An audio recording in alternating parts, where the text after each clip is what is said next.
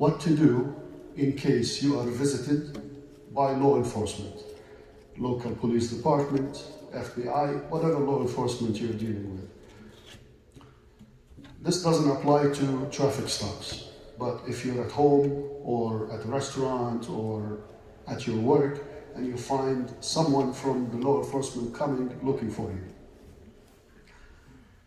I'm not a lawyer, and you should consult with lawyers in case, hopefully it never happens, but I've learned from lawyers over the years how to do the proper way of dealing with law enforcement. First, if we as Muslims know of something wrong, crime happening, we would be the first to inform law enforcement. There's no problem here. But if someone comes to you without prior reason, like you didn't call in, nothing like that, and Mr. Muhammad, we just want to talk to you about something that happened in the past, whatever.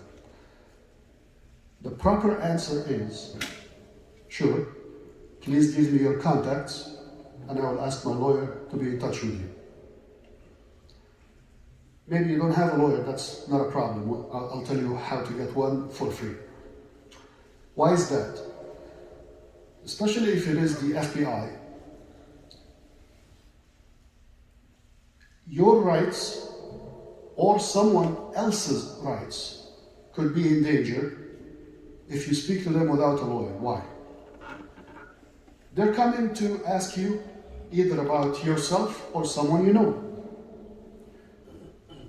If you say something, even by mistake, you said, they ask you about, do you know Hisham?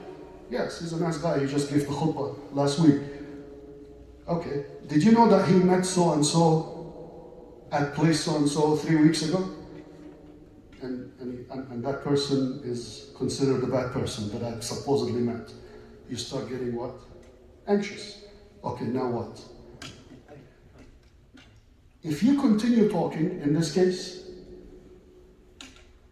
the agent's own interpretation of the interaction with you is what counts.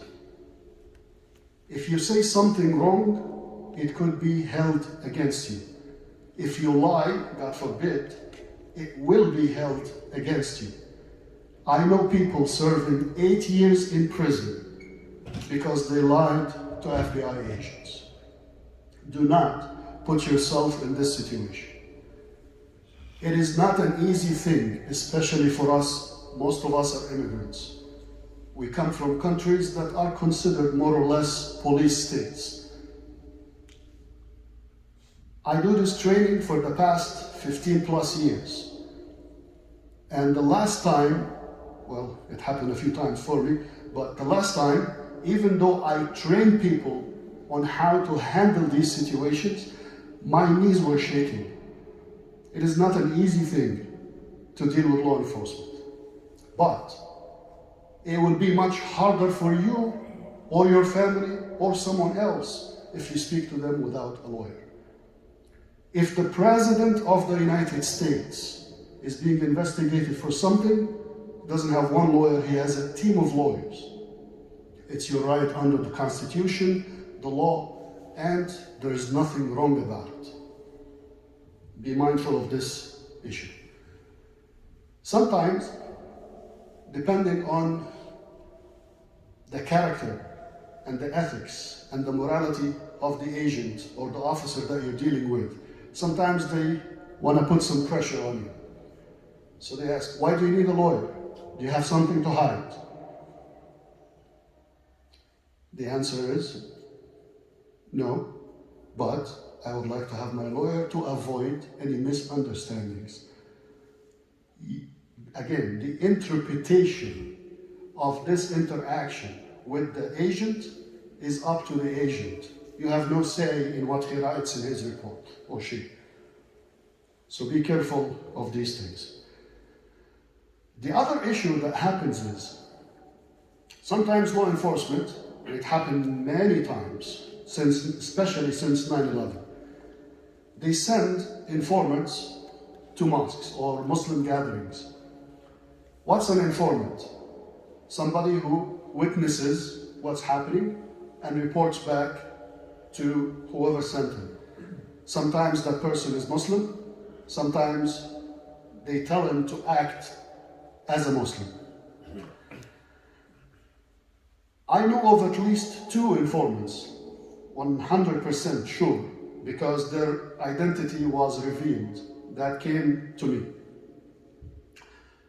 So the informant is supposed to be what? Eyes and ears, that's it. You're reporting what you see and hear. A spy, in other words. Under the Constitution and the laws of the United States, it is not permissible to do that except if there is probable cause of suspicion of criminal activity, whether the person or the location. So you're sending someone to see what's actually happening.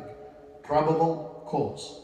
Under the 4th Amendment of the United States Constitution, there should not be unreasonable searches and seizures. So searches here is what applies. So anyway, it happens that some of these informants are incentivized to produce something. Why? They could be under immigration deportation. They could be under drug arrest and they would face much more time in jail if they do not cooperate. So they have the incentive to produce something. The one that I dealt with for sure 100% was in my mosque in Staten Island at the time and in Bay Ridge, Brooklyn, Masjid Mus'hab. He became a regular with us. I'm from Egypt, he's from Egypt. He has an engineering degree, but he was a yellow cab driver. So yellow cab drivers work what? 12 hours, 6 days. I wouldn't survive that. Seriously. And in order to do anything else in your life, you need a lot of vitamins, I guess, to take. But anyway, so one time, after a prayer at the mosque, he called me, and this was 2004, roughly 2004. It was early after the Iraq invasion or after Abu Ghraib. Hisham, I am with the brothers. I think you already know where this is going because we are all brothers. That's how we consider each other. So I looked at him as if he had 2 heads. We are brothers. He said, no, I'm with the brothers in Afghanistan. In the middle of the mosque with loud enough voice to be heard. At the time, there was an unmarked small truck parked outside the mosque that we see coming in and out. And we used to joke, maybe it's the surveillance truck. Turns out it was the surveillance truck. Our demeanor was, good, let them hear something, the truth about us. Even though, again, unless there is suspicion of criminal activity, this should not happen. But we know that the truck is there. It's still early after 9/11, 2 or 3 years. Afghanistan war is very hot. Iraq war just happened. So we were all afraid, living in fear. So I yelled at him inside of the mosque. I thought that he's reckless. He's joking recklessly. Again, this is back then. I yelled at him, you shouldn't talk like this. You don't know who's listening and who's watching and this and that. Not knowing that he's the one listening and watching. So what happens here is what? He was told, and it turns out this was a trend. He was sent by the NYPD. And they told him, the handlers, try to fish, basically, more or less. Say something and see who would latch on that. And when there was nothing in 2 mosques, 2 big mosques, one of the biggest mosques in Staten Island and one of the biggest mosques in Brooklyn, he found 2 gullible young Muslims, one from Staten Island, one from Brooklyn. Long story short, it became a terrorism case. But mind you, in court, it was revealed that even the backpack that the kids were supposed to put bad stuff in it was given to them by the informant. One of the two was shown a video of him in court saying to the informant, "You know what? I better do nothing before I ask my mother." This guy is serving 30 years in federal prison. Why am I saying all this?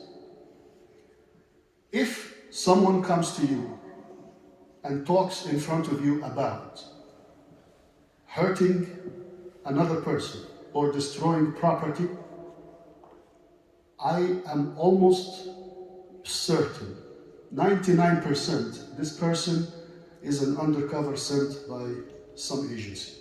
Report that person immediately to the community leaders and to law enforcement. Muslims do not hurt innocent people and do not destroy property. I don't need to tell you this, right? So be careful and be mindful of these things. We can talk more about this in another time, but the proper way to handle a visit from law enforcement is, I'm willing to speak, but in order to avoid any misunderstandings, I will have my lawyer contact you. They pressure you, why do you need a lawyer? It is my right, and you know that. You can muster the courage to say that. Even if they arrest you, you don't have to say a word without a lawyer present.